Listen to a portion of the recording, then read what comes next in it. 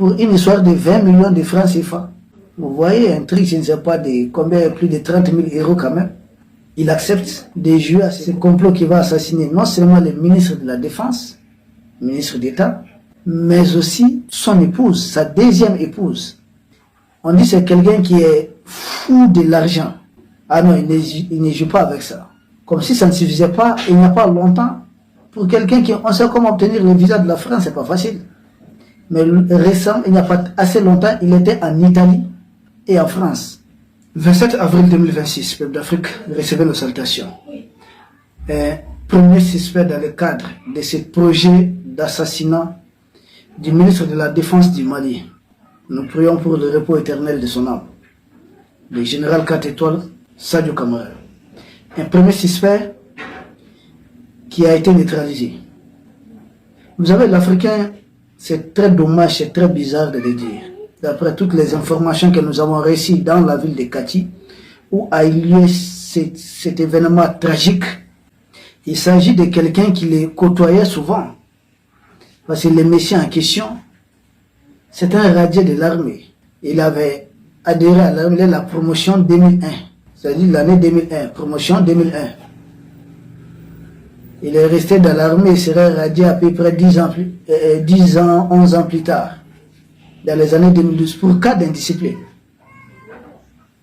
Il a été radié de l'armée, parce que vous savez, il y a en Afrique, là, voilà, il y a concours de l'armée, on prend l'argent à tel, je vais te faire passer.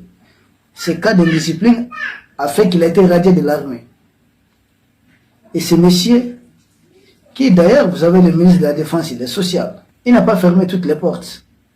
Il venait souvent, souvent, à l'occasion des matchs de football, vous avez compris, d'après les informations que nous avons recueillies. Il y a eu certaines activités, de sorte qu'il connaît un peu la maison. Parce que des témoins oculaires auraient dit à certains de nos jeunes, qui sont volontaires, qui sont en train de mener essayer de comprendre comment c'est arrivé, on les voyait passer de temps en temps, ces derniers temps, le plus souvent. Ça ne suffit pas. Le monsieur en question, non seulement il fréquente la maison, ou en tout cas le ministre lui-même, mais il fréquente les alentours, l'environnement. Ce n'est pas fini. On dit que c'est quelqu'un qui est fou de l'argent. L'argent. Ah non, il ne joue pas avec ça. Comme si ça ne suffisait pas, il n'y a pas longtemps, pour quelqu'un qui, on sait comment obtenir le visa de la France, c'est pas facile. Mais récemment, il n'y a pas assez longtemps, il était en Italie et en France. Souvenez-vous, l'Italie, c'est où?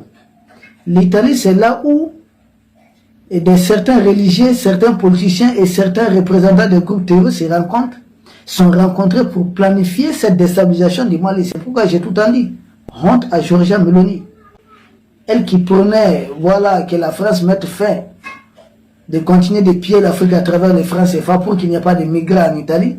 Elle-même, elle est en train d'appuyer toutes les politiques de déstabilisation de la France contre les Mali. C'est l'Italie qui a fait ça. Le monsieur était en Italie. Dites-vous pour quelle affaire? Ce n'est pas un touriste. D'après certaines informations dont nous disposons, un montant de 20 millions pour sa traîtrise, ça tournerait autour de ça. Quelqu'un qui fréquente la maison, qui fréquente les quartiers, qui n'a aucun problème, pour une histoire de 20 millions de francs CFA. Vous voyez, un truc, je ne sais pas de combien, plus de 30 000 euros quand même. Il accepte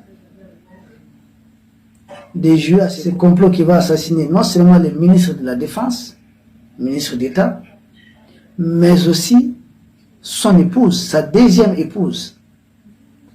Et c'est quelqu'un qui doit connaître la maison, qui doit savoir où est-ce que le ministre dormait réellement. Parce que, excusez-nous, il a deux épouses. Donc il a deux bâtiments distincts. Il était, d'après les informations que nous avons recueillies, sans doute dans son salon avec sa seconde épouse.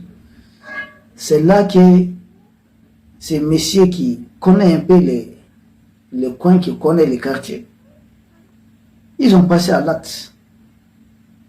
Donc il était en Italie, il était en France. Ça nous a beaucoup interpellés. Et ensuite, les jours même de l'attaque, toujours d'après les informations que nous sommes en train de collecter sur le terrain, comprenez le travail qui va avec, les camions Ben qui étaient conduits par les kamikazes lui-même, parce qu'il s'agit d'un véhicule piégé. Au passage, il y avait un baptême quelque part, donc très tôt matin, vous savez, on met bâche et haute. Les camions en question avaient accroché ces dispositifs qui étaient sur place. Et les jeunes là-bas n'étaient pas d'accord.